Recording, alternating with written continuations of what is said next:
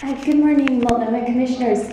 I wanted to thank you so much for being here and for your public service. It's a lot of energy and commitment that you pour into your jobs, and thank you.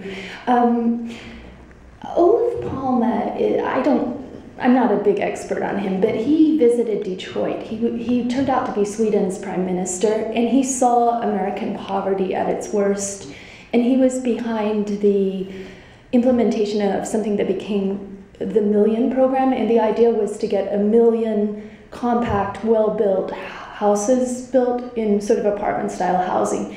And to me, what was impactful about his experience is that he sort of saw the choice of, we could let Sweden go down the drain like America is back in the 60s, or we could do something very constructive and really implement something where housing is considered a right. And indeed, in the Swedish constitution, housing is a right, along with freedom of speech and freedom of thought and education and equality for women.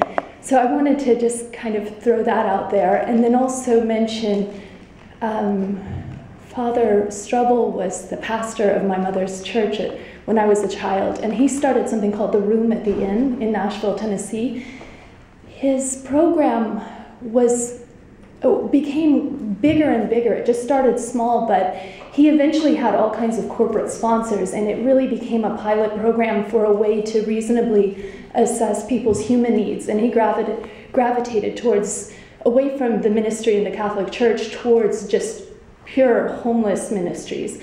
And he tragically lost his mother, who was a tireless activist for homeless in a deadly assault. Mary Catherine Strubble, rest in peace. But I wanted to move on to the situation with Lone Vet and applaud him for his public service and encourage Multnomah County to recognize his tireless activism on a wide range of subjects, from drug testing for cops to accountability in a fiscal sense from Portland City Council, and celebrate his dedication to the community. And to be honest with you, I feel that he's one of the unsung heroes of Portland, and that I began to grieve his demise, which maybe I'm kind of overly obsessed with mortality, but I think he's a precious treasure, and his service to our country is very important, and that I'm appalled at the mayor's disrespect of him and discrimination against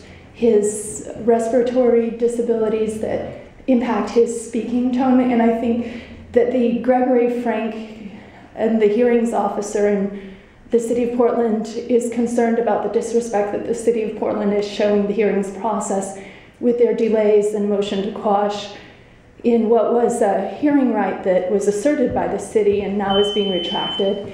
Thank you so much.